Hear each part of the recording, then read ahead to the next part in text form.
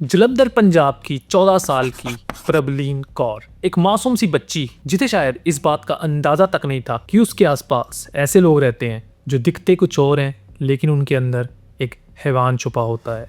इस केस ने पूरे के पूरे पंजाब को हिलाकर रख दिया। लोग सड़कों पर उतर आए, इंसाफ मांग रहे हैं और एक ही सवाल पूछ रहे हैं कि पुलिस की छानबीन के बावजूद एक जिंदा लड़की डेड बॉडी कैसे बन गई। ये केस हमें मजबूर करता है सोचने पर, क्या हमारी बच्चियां, बहनें, माँ, बेटियां इस सोसाइटी में सच में सेफ है। आज हम जिस केस की बात करने जा रहे हैं वो है प्रबलीन कौर का केस। 14 साल की प्रबलीन कौर अपनी मदर और भाई के साथ जलंधर के पारस एस्टेट सोसाइटी में रहती थी। 23 नवंबर 2025 शाम के आसपास ट्यूशन से घर आने के बाद लगभग 4:02 पर सीसीटीवी में वो अपनी बेस्ट फ्रेंड के घर की तरफ जाती हुई दिखाई देती है एंड उसकी वो फ्रेंड उसके घर से सिर्फ 1-2 घर छोड़कर ही रहा करती थी। 4:05 पर दिखाई देता है प्रबलीन अपनी फ्रेंड के घर एंटर करती है, बिना सोचे कि ये छोटी सी विजिट उसकी जिंदगी का सबसे बड़ा गलत फैसला बनने वाला था। 1 घंटा बीत जाता है लेकिन प्रबलीन घर वापस नहीं आती।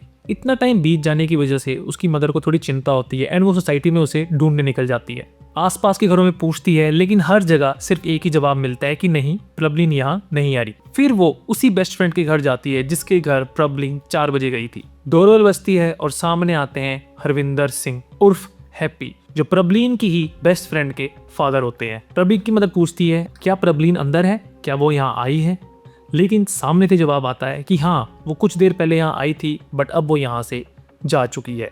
ये सुनते ही प्रबलीन की मदर का दिल बैठ जाता है क्योंकि इतनी छोटी बच्ची लगभग 13-14 साल की बिना अपनी मदर को बताए, बिना फोन के, बिना किसी को कुछ कहे कहाँ जा सकती है। एंड प्रबलीन की मदर की इस टेंशन को देख के पूरा का पूरा मोहल्ला उस 14 साल की लड़की को ढूंढने लग जाता है। शाम के 6 बज चुके थे।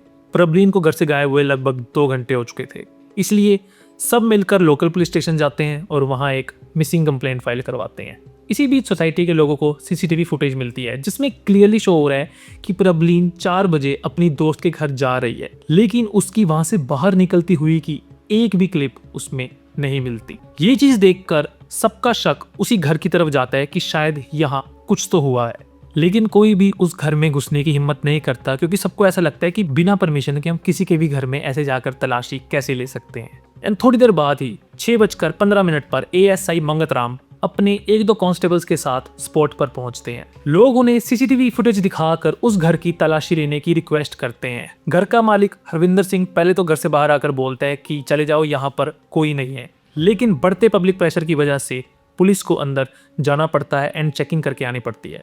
पुलिस जैसे ही एंट्री करती है वो सबसे पहले अंदर से गेट बंद कर देती है एंड घर की तलाशी लेना स्टार्ट करती है। कुछ वक्त बाद पुलिस घर से बाहर आती है एंड एक अजीब सी शांति के साथ कहती है हमने पूरा घर चेक कर लिया लेकिन लड़की अंदर नहीं है। लोग गुस्से और बेचैनी से चिल्लाते हैं अच्छे से चेक करो, सीसीटीवी फुटेजेस को देखो, वो लड़की अंदर ही है, प्लीज ढंग से चेक करो।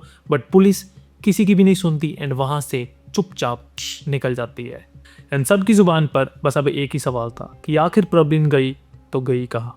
पूरे मोहल्ले में अब डर का माहौल था क्योंकि 13-14 साल की एक मासूम लड़की दिन दिहाड़े अपने घर के पास से ही गायब हो चुकी थी। प्रबलीन की बेचारी माँ रो रो कर बेहाल हो चुकी थी। हर थोड़ी देर बाद वो बस एक ही सवाल पूछती थी, मेरी बेटी कहाँ गई, मेरी प्रबलीन कहाँ है। रात के 11 बज चुके थे। मोहल्ले का हर एक इंसान प्रबलीन को ढूंढ रहा था सिवाय हरविंदर सिंह के, जिसके घर से लड़की गायब हुई थी। मोहल्ले वालों का शक अब पूरी तरह से उस घर पर था। सबको लग रहा था कि यही घर जवाब देगा, ये कुछ ना कुछ तो जरूर छुपा रहा है। एंड एट लास्ट लोगों का गुस्सा आउट ऑफ कंट्रोल हो गया। उन्होंने गेट तोड़ दिया। दूसरे ही सेकंड पूरा मोहल्ला उस घर के अंदर घुस गया। हर कमरा, हर कोने की तलाशी ली गई एंड वहां मिलती है प्रबलीन, लेकिन जिंदा नहीं, मुर्दा। प्रबलीन की डेड बॉडी बाथरूम में पड़ी हुई मिलती है एंड उसके गले पर निशान थे जिससे साफ साफ क्लियर हो रहा था कि उसका दम घोटकर, गला दबाकर मर्डर किया गया है। उसके कपड़े फटे हुए थे, उसकी बॉडी पर भी कुछ निशान थे जो एक ही तरफ इशारा कर रहे थे कि शायद उसका हुआ है। ये देखते ही पब्लिक बिल्कुल पागल हो गई। उन्होंने उसी टाइम हरविंदर को वहां पकड़ लिया। मार पीट, लात गुस्से, इवन उसकी हड्डियां तक वहां तोड़ दी गई। घर पर पत्थर बरसाए गए, उसकी गाड़ी तोड़ दी गई और गुस्सा इस हद तक बढ़ चुका था कि पूरा का पूरा मोहल्ला उसे जिंदा जलाने के लिए तैयार था।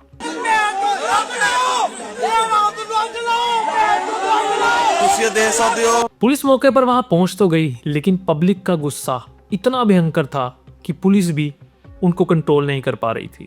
पंजाब के लोगों ने ठान लिया था कि इस गुनहगार को सजा यही मिलेगी, इसी वक्त मिलेगी। लेकिन जैसे तैसे बड़ी मुश्किलों से पुलिस ने हरविंदर को भीड़ से बाहर निकाला एंड सिविल हॉस्पिटल में एडमिट करवाया, ताकि उसके ठीक होते ही उसे कस्टडी में ले लिया जाए एंड सच निकाला जा सके और उसको कानूनी सजा दी जा सके। 24 नवंबर 2025 हरविंदर को थोड़ा सा होश आता है एंड वहां से निकलता है इस पूरी की पूरी घिनौनी हरकत का सच। हरविंदर सिंह, उम्र लगभग 50-60 साल, जलंधर के एक स्कूल का बस ड्राइवर जो अपनी बीवी और 2 बेटियों के साथ लगभग 5-6 साल से उसी एरिया में रह रहा था, जिसमें से एक बेटी प्रवीण की दोस्त भी थी। आसपास के लोगों को कहना था कि हरविंदर ज्यादा किसी से मेल जोल नहीं रखता था एंड शराब पीना उसकी काफी पुरानी आदत थी। शराब के नशे में वो अक्सर अपनी बीवी को पीटा करता था एंड उसकी बीवी ज्यादातर अपनी बेटियों के साथ अपने मायके ही रहा करती थी। उस दिन भी उसकी वाइफ और बेटी लुधियाना अपने मायके गई हुई थी और वो घर पर बिल्कुल अकेला था। शाम के 4 बजे उसके घर के दरवाजे पर दस्तक होती है। दरवाजा खोलते ही उसके सामने खड़ी होती है मासूम प्रवीण। प्रवीण पूछती है कि उसकी दोस्त कहाँ है, लेकिन हरविंदर उसे सीधा बेडरूम में ले जाता है ये बोलकर कि उसकी दोस्त अंदर बैठी हुई है। बेडरूम में जाने के बाद प्रवीण को उसकी दोस्त नहीं दिखती, तो वो एक बार फिर से पूछती है कि अंकल मेरी दोस्त कहाँ है, लेकिन इस बार हरविंदर कोई जवाब नहीं देता। वो सीधा प्रवीण को पकड़ लेता है। प्रवीण जब चिल्लाने की कोशिश करती है तो हरविंदर उससे पहले ही उसका मुंह दबा देता है एंड हाथ पैर पकड़ लेता है। इस घिनौनी हरकत के बाद हरविंदर को डर लगता है प्रवीण घर के बाहर जाते ही सब कुछ बता देगी। इस डर में वो उसका गला दबा कर रखता है जब तक वो तड़प तड़प कर मर नहीं जाते। उसे अंदाजा था कि लोग प्रवीण को ढूंढते हुए सबसे पहले उसी पर शक करेंगे, क्योंकि सीसीटीवी फुटेज के अंदर लड़की को लास्ट बार उसी के घर के अंदर जाते हुए देखा गया था। अपनी इस गंदी घटिया हरकत को छुपाने के लिए वो एक प्लान बनाता है। वो अपने एक दोस्त को फोन करके एक कार अपने घर के बाहर बुलाता है। उसका इरादा था कि रात के टाइम जब सब सो रहे होंगे वो लाश को एक बोरी के अंदर डालेगा, गाड़ी से उस लाश को कहीं फेंक कर आ जाएगा और खुद घर से गायब हो जाएगा।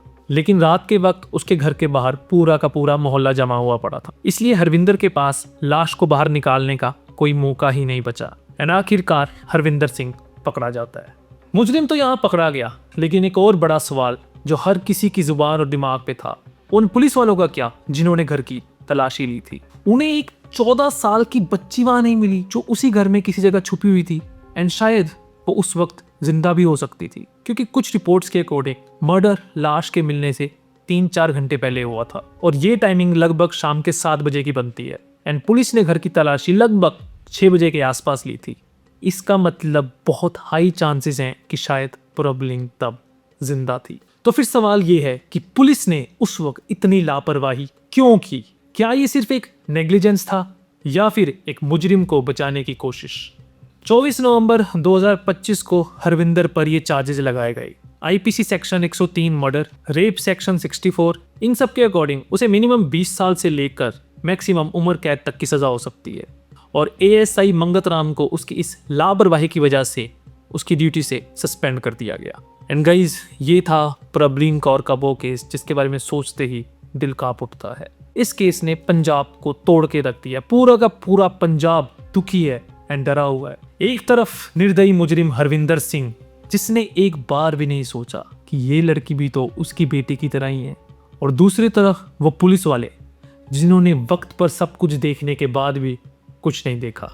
आज भी सबके दिमाग में एक ही सवाल घूम रहा है, अगर पुलिस ने उस वक्त ध्यान दिया होता तो क्या आज प्रवीण बच सकती थी? तो दैट्स इट गाइस, आज की वीडियो इतनी ही। होप आपको वीडियो पसंद आए। वीडियो पसंद आए तो लाइक करें, चैनल को सब्सक्राइब करें एंड हम मिलते हैं नेक्स्ट वीडियो में। अगर आपको किसी केस पर वीडियो चाहिए तो प्लीज मुझे कमेंट कर जरूर बताएं।